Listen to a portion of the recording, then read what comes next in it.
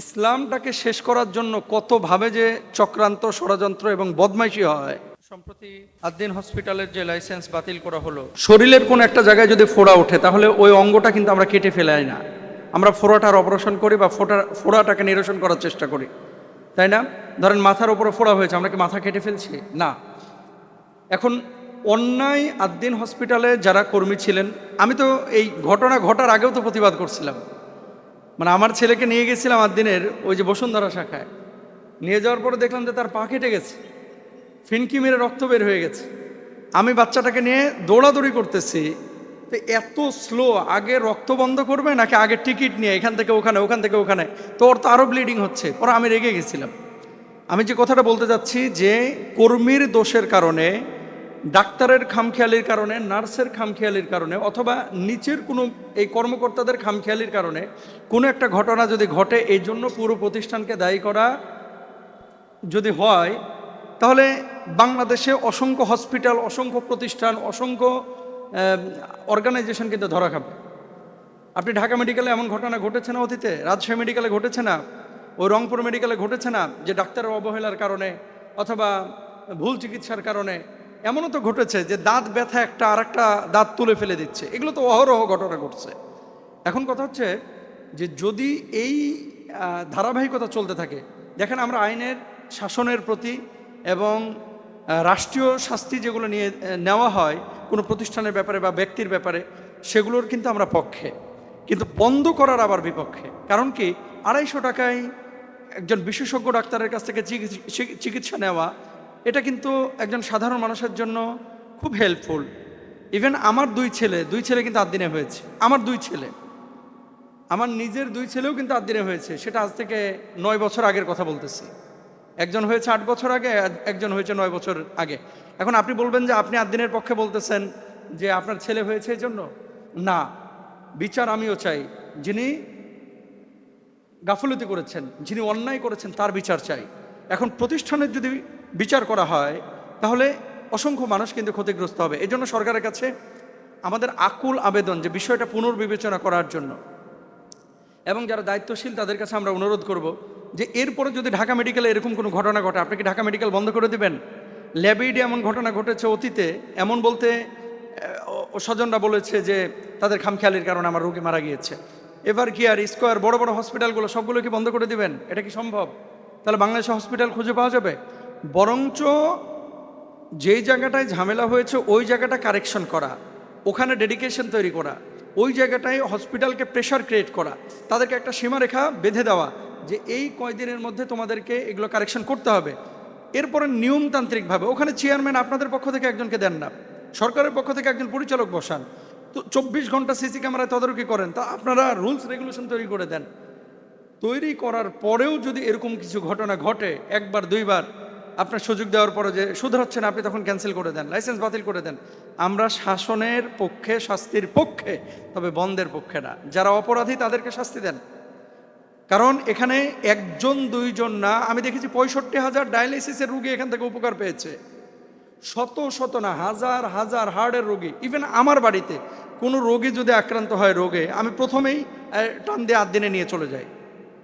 দেখেছেন না, শাইখ আহমদুল্লাহ সাহেবের নানিও কিন্তু ওখানে চিকিৎসা নিচ্ছেন। বড় বড় আলেমুল, আমার আত্মীয় স্বজন, সাধারণ মানুষ, ডাক্তার, ইঞ্জিনিয়ার, তাদের আত্মীয় স্বজনও কিন্তু এখানে চিকিৎসা নিচ্ছেন।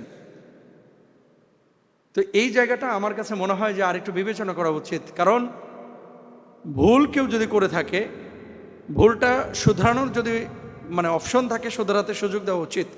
যেহেতু তারা 80 লক্ষ টাকা করে ক্ষতিপূরণ দেওয়ার ঘোষণা দিয়েছে। 2 নম্বর, যে বাংলাদেশে এরকম হাজার হাজার হসপিটাল আনাচে কানাচে পড়ে আছে, যেগুলোতে এরকম মানুষের অবহেলার কারণে রোগীদের ক্ষতি হচ্ছে। তো এখন একটা রোগীর ক্ষতি হয়েছে কারো গাফিলতির কারণে, এই জন্য মালিক পক্ষ বা হসপিটালকে যদি দায়ী করা হয়, তাহলে বাংলাদেশে হয়তো বা সামনে 5-10 বছর পর আর কোনো হসপিটাল খুঁজে পাওয়া যাবে না, যদি সবার লাইসেন্স এরকম বাতিল করে দেওয়া হয়। এই জন্য এগুলো আমাদের অনুরোধ, রিকোয়েস্ট, যে আসলে বিবেচনা করা উচিত, আরও বিবেচনা করা উচিত, ভাবা উচিত। আল্লাহ বুঝদান করুন। ইসলামটাকে শেষ করার জন্য কতভাবে যে চক্রান্ত, ষড়যন্ত্র এবং বদমাইশি হয়, এটা আসলে বাংলাদেশ আর আফ্রিকার কিছু দেশেই সম্ভব। মধ্যপ্রাচ্যে বা ইউরোপে আসলে ইসলামের বিরোধী যারা, তারা কিন্তু ইসলামের এত ক্ষতি করে না। তারা জানে যে আমি কাফের বেঈমান, আমি ইসলামের বিপক্ষে কথা বলবই। কিন্তু মুসলমান হয়ে শরিয়ায় যে বিষয়টাকে নিষিদ্ধ, সেই বিষয়টাকে ভাই আপনি একটা হারাম কাজ করতেছেন, নিজে ব্যক্তিগতভাবে করেন, সেটা নিয়ে আমার কোনো সে নাই, এটা আপনার একান্ত নিজস্ব ব্যাপার। আমরা সতর্ক করব, আপনি মানলে মানেন, না হলে না মানেন, এটা একটা একান্ত ব্যক্তিগত ব্যাপার। কিন্তু হারাম কোনো বিষয়কে আপনি হালালভাবে হালাল ফ্রেমে নিয়ে আপনি আরও 10 জন মানুষকে এখানে অ্যাট্রাক্ট করে, আরও 10 জন মানুষকে সম্পৃক্ত করে আপনি তাদেরকেও জাহান্নামে নেবেন, এটা কিন্তু আমরা মানব না, এটা আমরা মানতে পারি না। এখন হালালা সেন্টার বা এই যে হিল্লা বিয়া, এটা কি ইসলামী শরিয়ায় এভাবে কি যায়? যেভাবে কৌশল অবলম্বন করে মানুষ যে 3 তালাকের পরে, প্রথমত আপনাকে বুঝতে হবে যে এটা কি, মানে তালাক 1 তালাকের পরে যদি আপনার এই তুহুরের মধ্যে যদি ফিরিয়ে নিয়ে আসেন, তাহলে তো মেলামেশা করলে ওই তালাক ভেঙে যায়। 2য় তালাকের পরে আপনি নিয়ে আসতে পারেন।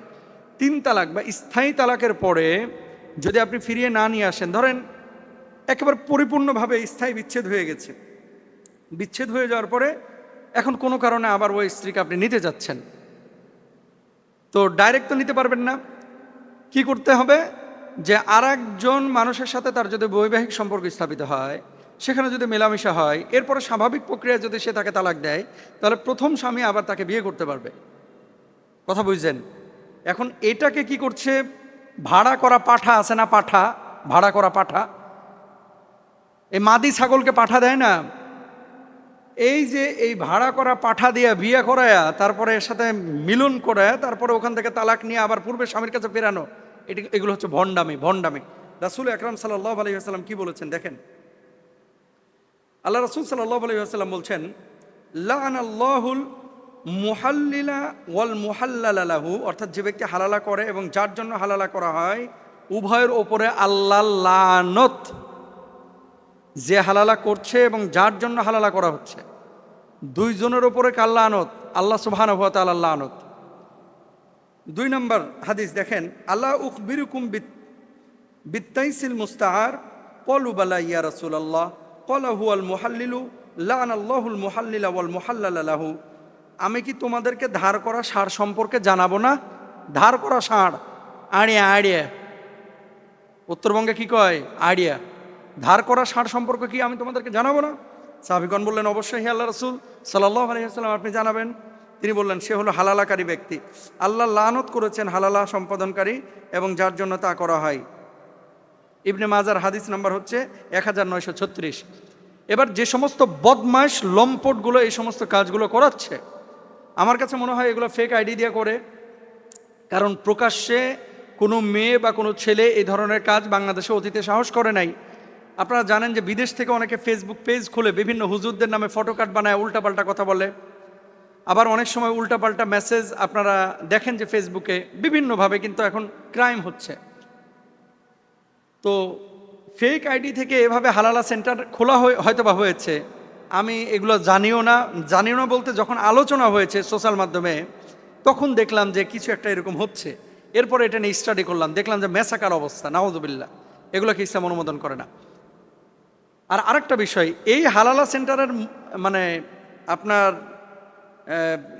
মুহাল্লিল হওয়ার জন্য, হালালা সেন্টারের মুহাল্লিল হওয়ার জন্য, মানে ওই পাঠা হওয়ার জন্য, ষাঁড় হওয়ার জন্য যারা ফর্ম পাঠিয়েছে বা বায়োডাটা পাঠিয়েছে, এদের জন্য এক বুক আফসোস যে এরা আসলে কেমন মানুষ। না সোশ্যাল মাধ্যম বুঝে, একজনের সিভি বায়োডাটা চিনি না জানি না, মুহাল্লিল হওয়ার জন্য পাঠিয়ে দিলাম।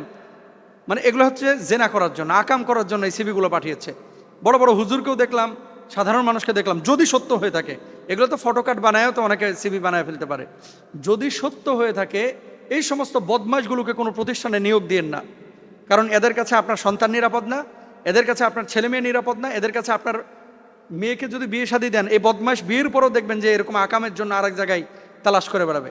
জেনাকাররা যেরকম বদমাশ, এগুলোও কিন্তু সেরকম বদমাশ। এই জন্য বি কেয়ারফুল।